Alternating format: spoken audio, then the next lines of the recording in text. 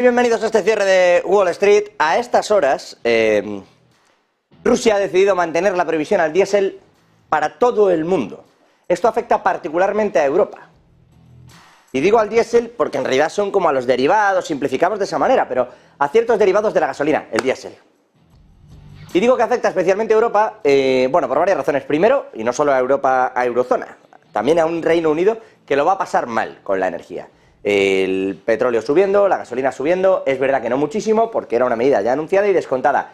Sigue la prohibición. Le ha levantado el veto a 4 países, que no son Francia, Alemania, Italia y Reino Unido. No, son Bielorrusia, Armenia, Kazajstán y Kirguistán. Por cierto que en el conflicto de Armenia también hay novedades, entre Armenia y Azerbaiyán. Pero les decía, mantiene la prohibición, peligra el invierno para Europa, porque solo se podrá exportar diésel a estos 4 países. ¿Qué es lo que va a ocurrir en realidad? ¿Y cómo se está jugando a esto? Atentos a lo que pasa, ¿eh? Europa necesita ese diésel. ¿Lo puede coger de otros sitios? Sí, pero ya está encarecido el producto. Los recortes de la OPEP ya han encarecido el petróleo. Los refinos que hay que hacer para conseguir esto ya están bastante caros. La jugada de permitir a estos 4 países, y se lo digo porque, igual que vimos venir el tema de cómo evadían las sanciones, les contamos también la realidad de este asunto. Prohibir el diésel a todo el mundo, pero permitir que 4 países que sí que hacen negocio con Europa obtengan ese diésel, saben qué es lo que va a ocurrir, ¿verdad? Lo ven venir. Caminito que hace el diésel, una parada extra, un peaje, pase usted por caja y ya tiene usted el diésel. Eso es lo que va a acabar ocurriendo. Se avecina un invierno crudo, no porque vaya a faltar en Europa, sino porque lo van a tener que pagar. Se va a pagar caro. Se va a pagar caro. Y la inflación es probable que la volvamos a ver subir. Por cierto que ahora vamos a hablar sobre esto, porque le hemos preguntado al Banco Central Europeo por una declaración de Christine Lagarde, y bueno, ahora les cuento. Rusia, insisto, prohíbe esas exportaciones de diésel, sigue haciendo mucho daño a Europa, y sigue sobre todo beneficiando a los países que quiere, son como escogidos. Oye, Armenia, Bielorrusia, Kazajstán y Kirguistán. Armenia, además, lo ha dicho, esta boca es mía con el asunto del Nagorno-Karabaj. Hoy, ahora lo vamos a ver también, pero hasta 7.000 personas han comenzado ya en esa suerte de migración desde Nagorno-Karabaj hacia Armenia, gracias a que Azerbaiyán ha abierto una vía. Ojo, y lo digo así porque en teoría las tropas rusas habían propiciado que efectivamente se diera ese cambio en Nagorno-Karabaj. Lo que está haciendo Rusia en realidad también es cuidar. Quiero decir, Armenia va a ser uno de esos países que sí que consiga el diésel. Mientras tanto, insisto, a Europa le va a pasar lo que le pasa con el gas natural licuado, lo que nos ha pasado con el petróleo, con esas famosas flotas fantasma, que le llamábamos flota fantasma, pero que a la vista de todos, enfrente de Ceuta, cambiaban las cargas de un barco a otro con banderas de vaya usted a saber qué país, se las ponían en los petroleros de Irán, las llevaban hasta India o eran directamente indios, les cambiaban la etiqueta y nos lo chutaban aquí a un precio exorbitado. Pues el diésel lleva todo el camino. De momento, la prohibición viene del otro lado, que esto pasa cuando pones muchas sanciones, que al final te puede llover desde el otro lado. Y eso es lo que está pasando ahora mismo, que Rusia ya ha conseguido recolocar los envíos que realiza de petróleo, buscar nuevos socios, y como le sigue vendiendo gas a Europa, ahora dice, con el diésel vais a tener este problema. Y vamos a ver si no hay un giro también con el gas natural licuado particularmente, donde estamos en cifras récord, insisto, llegando a los almacenes para tener el invierno. Si el invierno viene frío, la factura va a ser cara. Ese es el resumen. Con una prohibición al diésel que de momento, además, no tiene tope. No tiene una fecha en la que se vaya a elevar, se vaya a quitar. Ya eso sí, le han levantado el veto a Bielorrusia, Armenia, Kazajstán y Kirguistán. ¿Por qué? Insisto, porque también es una forma en la que desde Bielorrusia en menor medida, también por las sanciones, pero desde los otros 3 países es bastante probable que termine llegando, insisto, a Europa de esa manera y se encarezca absolutamente todo. En medio de todo esto, y todavía en clave geopolítica, el conflicto que tiene Alemania a raíz de la crisis migratoria es espectacular. Porque los ucranianos que salen de Ucrania y que intentan llegar como refugiados, en su momento se hablaba de Moldavia, se hablaba de Polonia, que es verdad que están recibiendo una cantidad importante de ciudadanos ucranianos que abandonan el país dada la guerra. Lo que está haciendo Polonia, según Alemania, que es quien le está acusando, el gobierno alemán le está pidiendo explicaciones, directamente al polaco, por carta, acusándole de vender visas a los ciudadanos ucranianos para que puedan circular por el resto de Europa para que lleguen a Alemania. Alemania tiene un problemón que donde normalmente le llegan en el entorno de los 80.000, 100.000 anualmente personas, inmigrantes, el pasado año le llegaron 1,2 millones de inmigrantes. Y este año lo va a superar. Y tiene que ver con lo que sale de Ucrania y con que Polonia no le hace de puerta. Entonces el pacto es que en Polonia pasan una serie de reconocimientos y que a partir de ahí, por unas vías legales, estos refugiados son enviados a distintos países. La realidad es que Polonia dice a Alemania que se los está quitando muy rápido, que directamente les da las visas a cambio, que encima se las vende. Ya no es que haga el truco, es que encima las vende. Les vende las visas y estos marchan a Alemania directamente. Consecuencias de esta crisis migratoria, además importante, y de este duelo de acusaciones que hay a tenor de la inmigración en Ucrania, pues movimientos legales directamente en Alemania que va a reducir la mitad, o a la mitad si lo prefieren, la ayuda federal que se asigna a los estados para cubrir los gastos de recepción e inmigración de refugiados en el próximo año. Es decir, ese dinero que dan para que Polonia se quede a los refugiados ucranianos y que creen que no se está quedando, se acabó el dinero entonces. O sea, usted está encima haciendo dinero de darles visas a personas a las que usted se iba a quedar porque yo le asignaba unos fondos. Así que Alemania dice que eso se va a reducir a la mitad. Todos los estados que reciben una ayuda por esa gestión de la inmigración se va a reducir a la mitad el próximo año. Dicen que es parte del ajuste presupuestario por la inflación vertiginosa. Pues llega en un momento muy concretito, de disputas migratorias con Polonia, de problemas con los estados aledaños, en fin, que podemos echarle la culpa a la inflación. Pero más de 1 millón de personas, se lo decía yo, 1,2 prácticamente, buscaron refugio en Alemania después de la invasión de Ucrania y seguimos en ese problema. Les va a asignar como mucho 1.700 millones de euros. Es apoyo a los gastos de refugiados de 2024, se llama el plan. Normalmente daba casi 4.000, 3.750 millones de euros. Así que en eso está. El ministro de Finanzas dice que esto es, insisto, por la inflación y que no tiene que ver con la crisis migratoria. Pero ahí está. El problema de la crisis migratoria, insisto, como algo evidente. Porque donde recibíamos 80.000, 100.000 personas, dicen ahora en Alemania recibimos 1,2 millones, como poco. Que este año, insisto, va a subir. Y en medio de todo esto, Polonia, que se está convirtiendo además en un punto caliente, no solo por el tema de la inmigración, sino también en lo económico, sigue habiendo problemas con el cereal y continúan los cruces de acusaciones y problemas entre el gobierno polaco y el gobierno de Ucrania. Bueno, pues a más, se le suma un nuevo problema a Ucrania en el este, que se llama elecciones en Eslovaquia. Problema gordo es que un tipo llamado Robert Fico se va a presentar a las elecciones. Es un antiguo aliado de Putin y se va a presentar a las elecciones en Eslovaquia. En su momento dejó el cargo en 2018 porque bueno, se produjeron una serie de protestas desde el tiempo en lo que era de los tiempos de la URSS, del comunismo y etcétera, exacerbado en toda esa zona. Las mayores protestas que se habían visto desde entonces se dieron en 2018 y obligaron a Fico a dejar el gobierno. Ahora, Fico quiere aprovechar que gran parte de la población de Eslovaquia está cansada del apoyo a Ucrania, del conflicto, de estar como en medio temeroso, y quiere volver al gobierno. Si lo hiciera, ojo, el color de Eslovaquia en el tablero de ajedrez cambiaría de color absolutamente, pasando del color europeo OTAN al color ruso.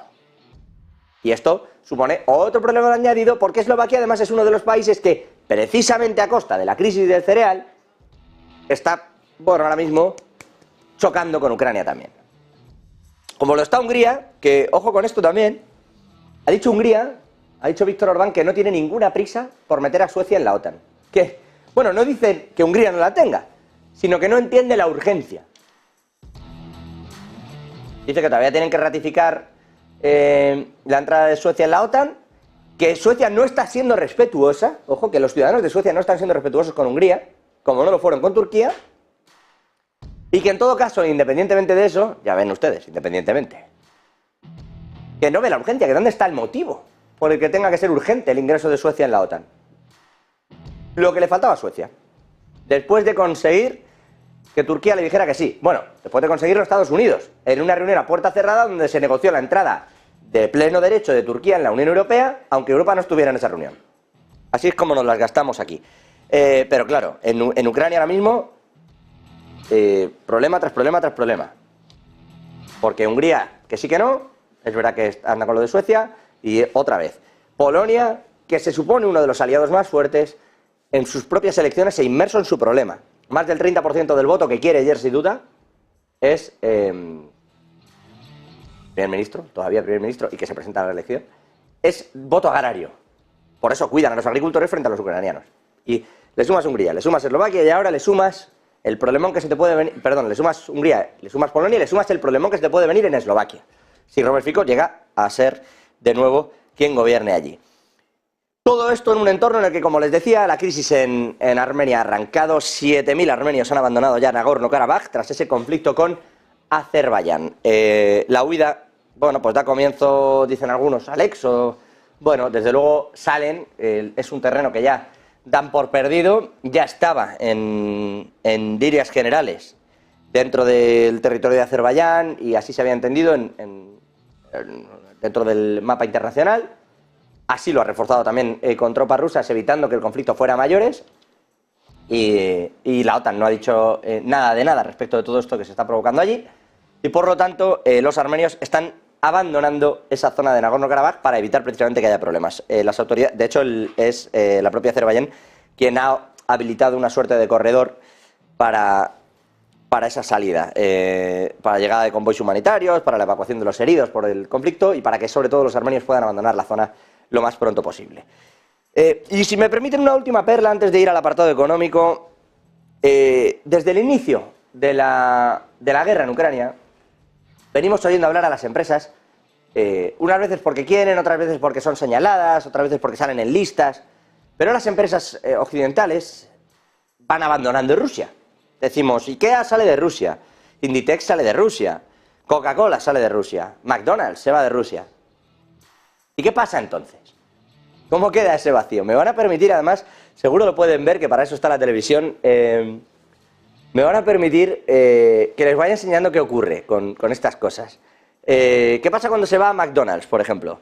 Bueno, pues que montan una suerte de asunto paralelo que se parece mucho, que usa todos los locales y que tiene las mismas fotografías y el mismo tipo de hamburguesas.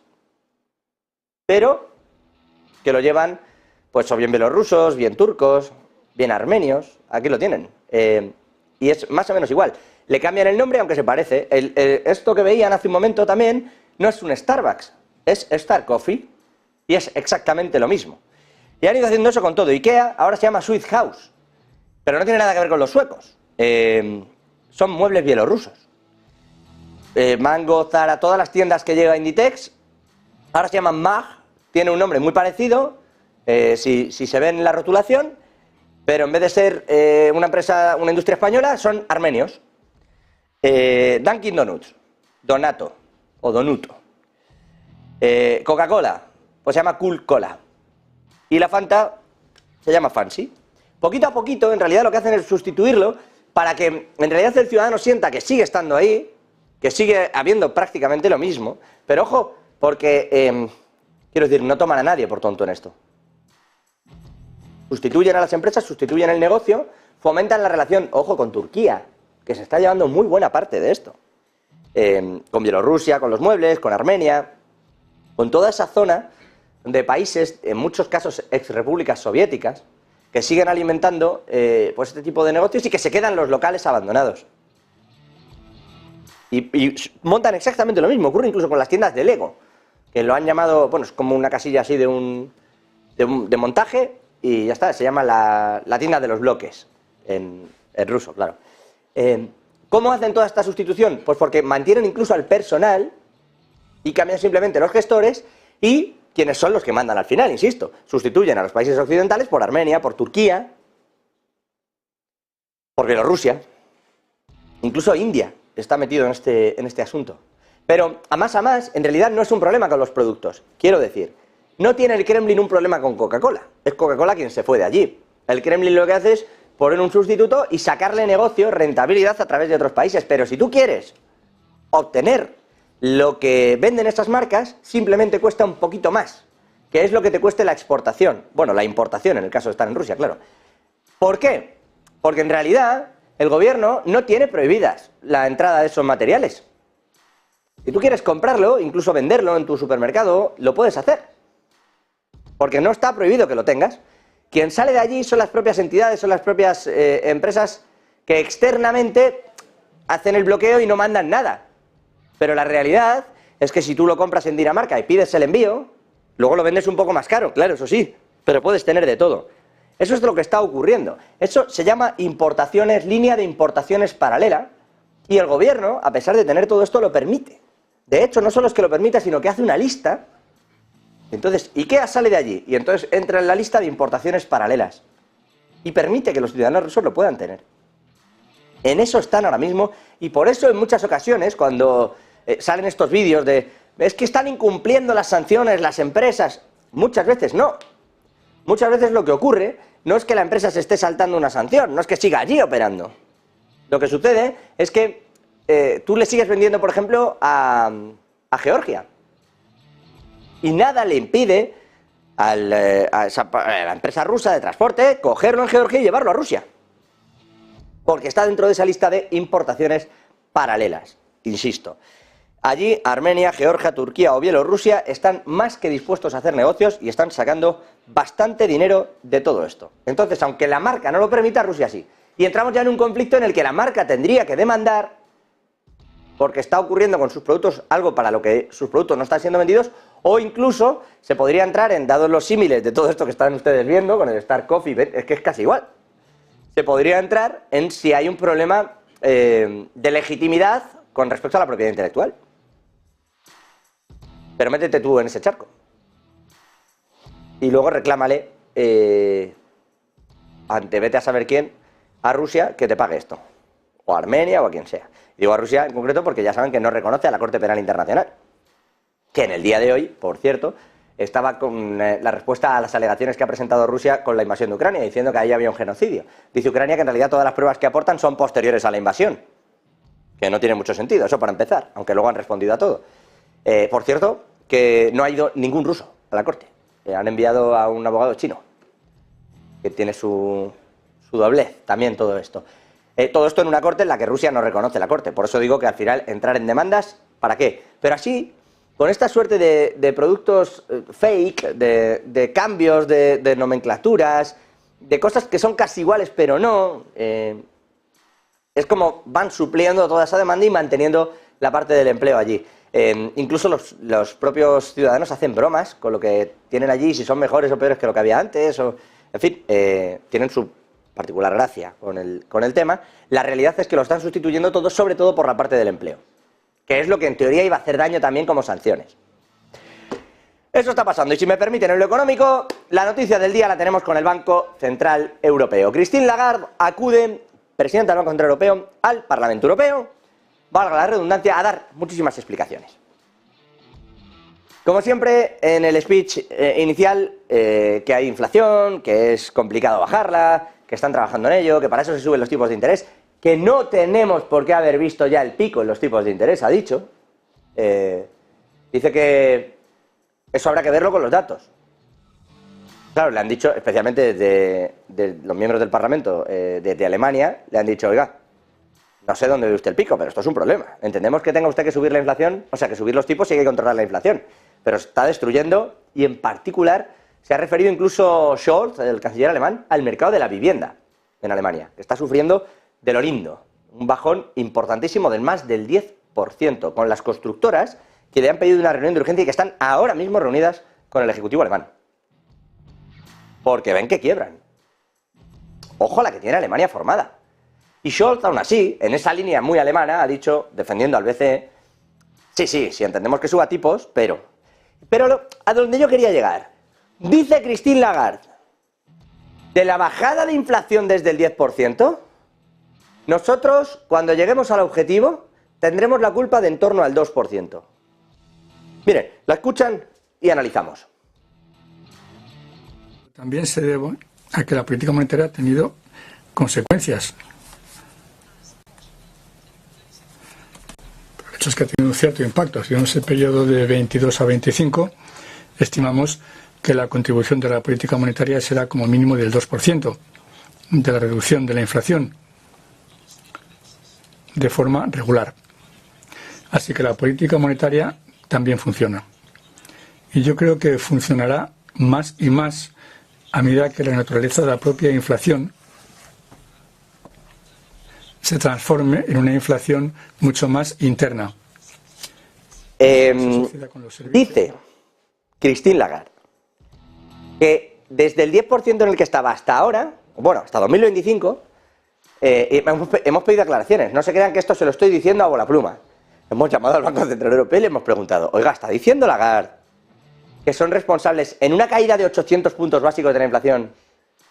Perdón, de 1000. O sea, de casi 1000. De 800 puntos básicos, vamos a dejarlo del 10% al 2%. En una caída de 800 puntos básicos, ¿es responsable solo de 200 puntos básicos el Banco Central Europeo? Como dice Christine Lagarde. Es decir, los otros 600, el 75% de la caída de la inflación es absolutamente externo al Banco Central Europeo. Y nos han dicho, no, hombre, no. Se refiere al periodo hasta 2025. Hasta ahora, bueno, nos podemos atribuir en torno al 0,25-0,5. Venga, vamos a ser muy positivos.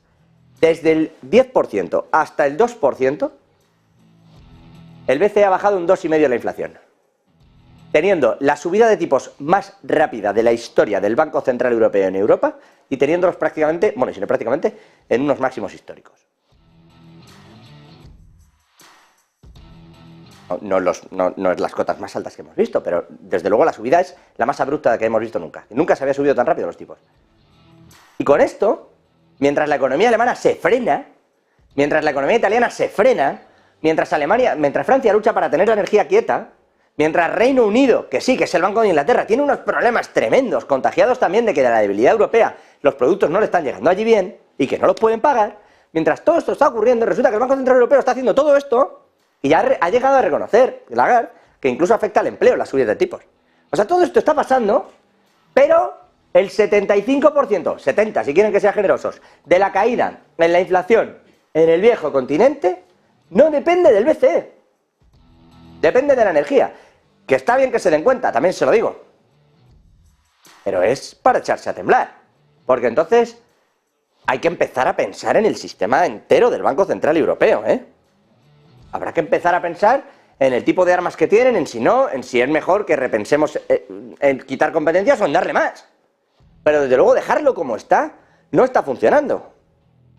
Insisto, y lo hilo con lo que comentábamos al principio de las noticias del día. La prohibición del diésel, de exportar diésel, va a hacer que suba la inflación en Europa, ¿eh? Porque está hecho para eso esa medida desde Rusia. Y permitir que 4 países con los que sí trabaja Europa sí tengan esa exportación del diésel ruso, mientras todos los demás no, porque está prohibido, lo que va a hacer es encarecer el producto. Vamos, ya está pasando. Y todo esto con Christine Lagarde diciendo, bueno, nosotros somos culpables de 200 puntos básicos, 250 si quieren tras la aclaración del Banco Central Europeo. Y todo lo demás, agentes exógenos, los alimentos y la energía. Pues para ese viaje no hacían falta estas alforjas, ¿eh? Insisto, habrá que pensar si es que hay que darle más competencias o menos. O cuál es la utilidad real de que se destruya la economía, solo pase en Europa y en medio ni siquiera baja la inflación. Para 2025. Bueno, pues nada, pues vamos a 2025, si no pasa nada. Marta Vilar, ¿qué más ha dicho Christine Lagarde en el Parlamento Europeo? Muy buenas noches. Hoy ha hablado Christine Lagarde, la presidenta del Banco Central Europeo, y ha insistido en algunos de los principales mensajes que ya sabíamos, que el Banco Central Europeo no ve recesión, que tampoco están hablando ni siquiera ya de bajadas de tipos, pero hoy por primera vez ha, respondido a todos aquellos críticos, sobre todo políticos italianos, que hablan del sufrimiento que se está generando, sobre todo en Italia, en su país, por esas subidas de tipos. Bueno, Christine Lagarde advierte de que es consciente de que están generando sufrimiento, de que hay muchos ciudadanos que tienen unas hipotecas variables, habla del 30% de las hipotecas que son variables, e insiste también Christine Lagarde en que es necesario llevar a cabo esa subida de los tipos de interés. Una Lagarde que, por cierto, también ha hablado del balance, dice que van a estudiar exactamente hasta dónde tienen que reducir ese balance. Una Lagarde que ha hablado y ha insistido otra vez en que los tipos de interés todavía tienen que revisarse con los datos, a pesar de que el Banco Central Europeo ya ha dicho que si se mantienen en ese nivel la inflación podría bajar hasta el 2%, pero aún así dice Lagarde que siguen siendo dependientes de los datos y que esos datos van a determinar cuál va a ser el nivel de los tipos de interés y la duración de esos tipos de interés en esos niveles. Una Lagarde que ha matizado, ha explicado un poquito más en detalle algunas de las frases de los titulares que nos dejaban. Bueno, algunas de las frases y titulares nos ha ido dejando efectivamente, como le íbamos diciendo, como decía Marta, pasan también por ese movimiento de Christine Lagarde reconociendo que sirve para poco de subir tanto los tipos de interés y que sirve para mucho más, por ejemplo, conseguir abaratar la energía. Eso es lo que de verdad funciona, ¿no? Poner un pacto con el cereal, eso también funciona. En fin, afanarse en cosas en las que el BCE pues no puede afanarse. Ya no digo si quiere, no quiere o qué, pero no puede, porque no son su película. Y la única película que tiene el Banco Central Europeo, la que puede ver una y otra vez cada mes y medio, es la de subir o bajar los tipos. Esa es la única que puede ver. Por cierto, que la fractura en el orden mundial es evidente, si me permiten, en tanto que se ve que las exportaciones e importaciones entre un país y otro se están notando la caída. El comercio global se ha contraído al ritmo más rápido desde los tiempos de la pandemia. Si me permiten, con el gráfico, fíjense, es verdad que no es el parón mundial que hubo en el comercio mundial, pero desde aquel entonces ya estamos en ese puntito, ¿ven? Peores que cuando empezó a arrancar en 2021. Una recuperación, pero peores que cuando empezó a arrancar en 2021. Estamos en esa situación, que era, no sé si recuerdan, pero cuando llegó la crisis, cuando llegó la pandemia, ya en su momento pensamos, y todo el mundo estaba, puede que venga una crisis, hay una cierta debilidad, es verdad que hay mucho crecimiento, pero, bueno, pues el pero, que luego se convirtió en un subidón enorme a raíz de la salida de la pandemia y un gasto exagerado, la verdad, y unos intercambios comerciales que se dispararon intentando recuperar toda la curva que había caído. Bueno, pues la realidad es que hemos vuelto a ese punto, estamos exactamente ahí. El ritmo anual, la caída es del ritmo anual más rápido desde las primeras restricciones de la COVID de 2020, que ya vieron que sí que son, bueno, pues más caídas. Volúmenes, los de bienes cayeron un 3,2% en julio, un 2,4% en junio y la mayor caída desde, insisto, julio de 2020. En medio de todo esto hay quien está intentando rebajar un poquito la tensión. Hoy se ha reunido con el viceprimer ministro de China, Valdis Dombrovskis, desde la Comisión Europea, y han llegado a una suerte de acuerdo que son esos acuerdos que uno no sabe que se ha acordado. Quiero decir, han dicho que van a rebajar la tensión y que se discutirán los futuros controles sobre las exportaciones. Pero esto y nada es lo mismo que dijeron, por ejemplo, Washington y Pekín, uno y otro desde las distintas delegaciones, tras su reunión hace apenas una semana. Decían, dijo el Tesoro estadounidense, dijo Janet Yellen, que iban a trabajar conjuntamente para intentar sacar adelante determinadas reuniones y grupos de trabajo. Bueno, la realidad es que ahí de momento se va a quedar, porque después de decir aquello Estados Unidos hemos visto más sanciones, más movimientos. Hoy, sin ir más lejos, 11 empresas chinas con restricciones también, porque dicen que es que su tipo de tecnología se puede utilizar armamentísticamente y por lo tanto, entre otras cosas, sirve para que Rusia haga drones. Así que, por más que digan, siguen lloviendo sanciones, o restricciones, o como quieran ustedes llamar. Como declaraciones, dice que vamos a establecer un mecanismo de diálogo en el ámbito de los controles de exportaciones. Esto lo dice He Lifeng, el viceprimer ministro chino. Y, insisto, desde Europa, que va a haber discusiones y comunicación sobre políticas y prácticas a poner en marcha en el futuro. La realidad es que esto es una declaración y la frase de von der Leyen diciendo que se va a sancionar al vehículo eléctrico de China, una realidad. Lo digo para que vean ustedes la diferencia entre la diplomacia y lo que luego ocurre. Ahora, que no está tan mal la cosa, ¿eh? Quiero decir, al margen de cómo están diplomáticamente los países situándose, la realidad empresarial es que están todavía muy cautos, esperando a verlas venir. De hecho, hay un gráfico en una encuesta que saca Financial Times que habla de que en realidad 7 de cada 10 empresas no tiene claro que se vaya a desconectar. Ni cómo hacerlo, ni se lo ha planteado. Aquí lo tienen. Algunos, el 8%, han empezado a realizar envíos a otros países para sustituirlo.